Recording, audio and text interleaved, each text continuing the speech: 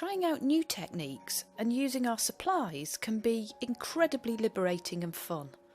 So in this week's video I'm doing a spread in this journal, sharing my passion for paper and trying something new. I'm hoping to inspire your creative process. And if you do love paper and journaling and paint, then hit the subscribe button and ring that little notification bell because I have lots more videos and ideas to come. And today we're going to have some fun playing with tubes of paint. I've got a mixture of watercolour and gouache tubes.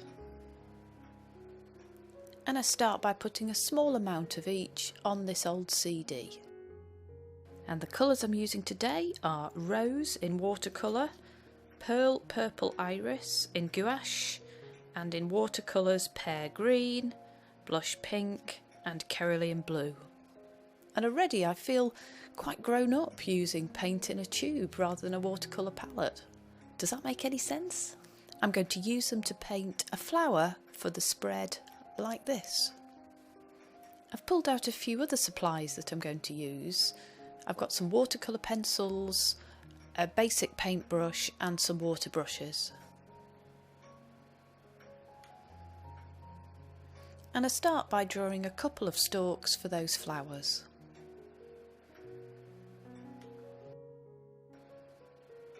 I'm going to use a little dabbing technique with the paint, so I'm just looking for an example that I've created before.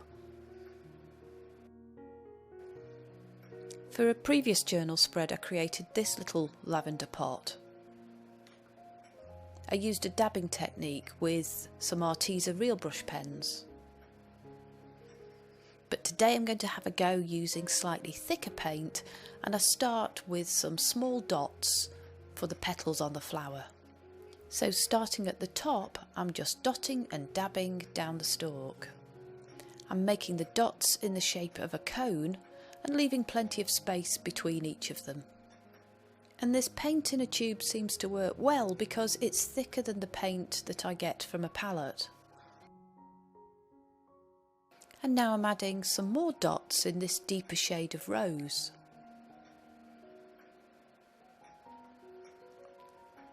Following the line of the stalk and still leaving white paper behind. And now I'm mixing metallic purple, the gouache, with a little bit of that gorgeous blue. And I'm dotting the tiniest amounts, mostly towards the bottom end of the flower.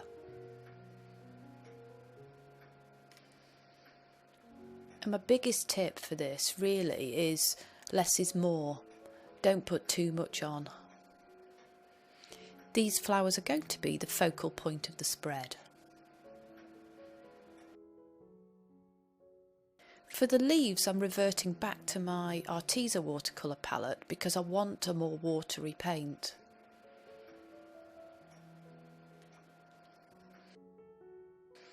And really I'm letting the brush do the work as I create a leaf at the base of the flower. Start with the tip of the brush on the paper and just pull it away.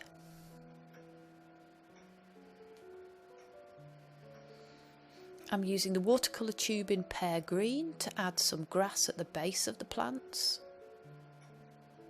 Just do some wiggly lines and do what you think grass feels like. I'm using the watercolour pencils here to add some depth to the stalk, gently adding more colour all the way from the base to the tip. And I'm doing the same again with a pencil in Pear Green. Adding a vein to the leaves here with a little bit of a line down the middle. It's very subtle and gentle, but I think it helps. I'm using another pencil in the colour Espresso to darken up at the base. And it may not be artistically brilliant, but it's a lot of fun to do. And now's a good time to do a bit of corner rounding. And I've done it on 3 corners, leaving the bottom left still square. And now the fun continues, and maybe this is the best bit. Something I haven't done in a very long time. I'd like to know if you have. When did you last splatter paint on a picture? I've got some very watery paint on a larger brush, still using the shades that we used to paint the flower. And I'm gently and patiently creating tiny dots. I'm varying the colour so I've got a little bit of contrast. And I'm also changing the angle of spray, so the dots fall in different positions and patterns. But we need to give this flower a decent page to land on. And that means that this and this need to receive some more of the same paint. Using plenty of water, I've just created a wash. And I'm having fun with two of the colours taking away some of that white. I can still see the notes of music behind there on the left, but now we have a background that will better support the picture that we've painted. And the right hand side of graph paper gets a few little daubs of paint too.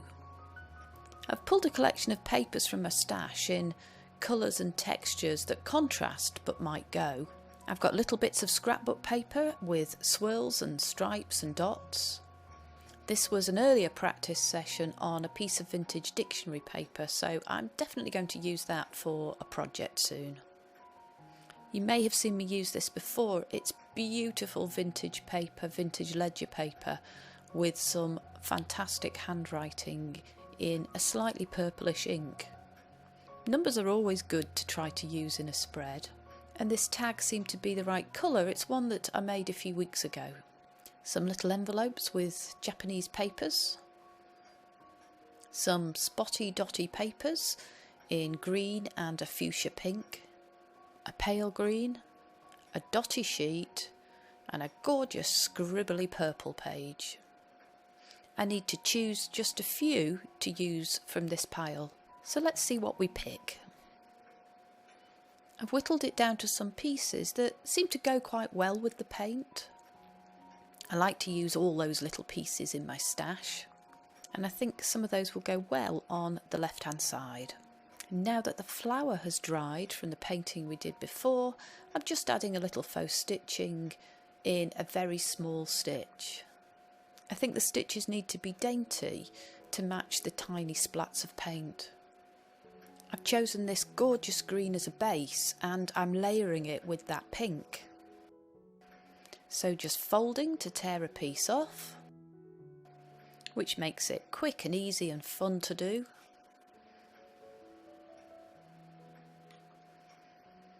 I'm going to put this at the bottom with some of this pink behind. I love these raggedy edges that you get when you tear by hand. If you like these journaling spreads, if you enjoy seeing the process, then check out my other videos. I've got quite a few others that you might like. I'll put links in the description box down below. And I think I'll use this brown piece as an extra layer for the flower. Just checking that that feels right, playing with different positions. And gluing the cardstock down with my little glue stick.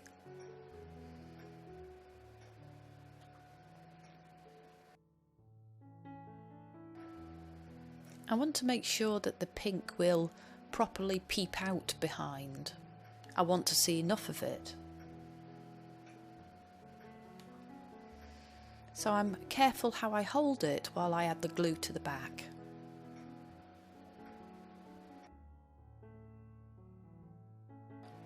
Taking care to keep the position and then pressing it down.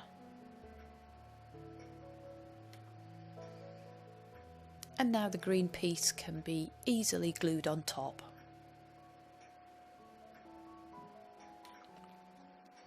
So it's just a bit of simple layering here with a frugal approach to the pink piece behind.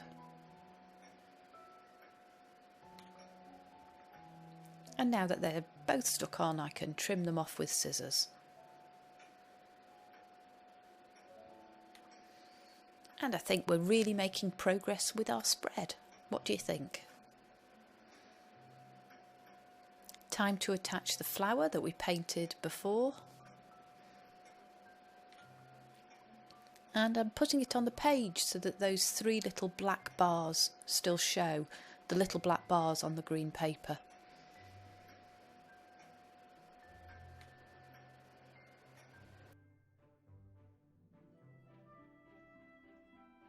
And now for some writing, and I get to use those scraps.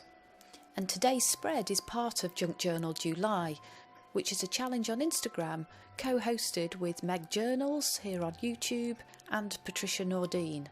So check out the hashtag junkjournaljuly on Instagram if you're not already playing. And the prompt that I've chosen is lyrics. So using this little piece of K&Co paper, I'm writing some beautiful words. You may say I'm a dreamer, but I'm not the only one. I hope someday you'll join us, and the world will be as one. John Lennon. From the song Imagine.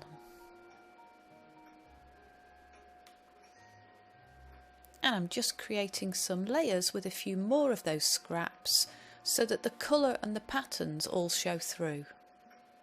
Making life easy with a stapler here.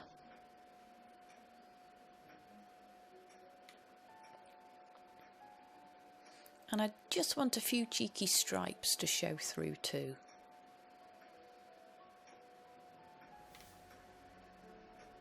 And this gives me an interesting feature for the top of the left-hand page,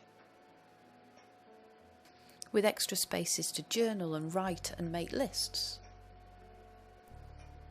And just adding the name of the song on the right-hand side.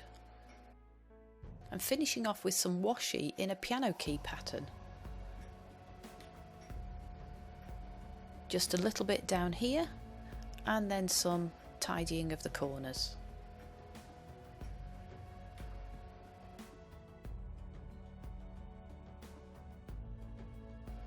And the final addition is this butterfly on the left.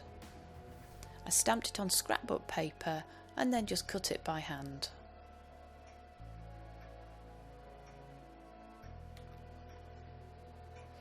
So I add that carefully to the papers on the left.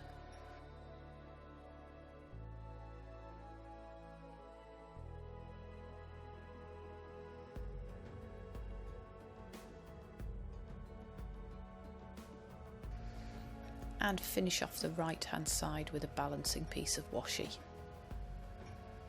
The paints and pencils that I've used today are Arteza, and I've put a discount code in the description box down below.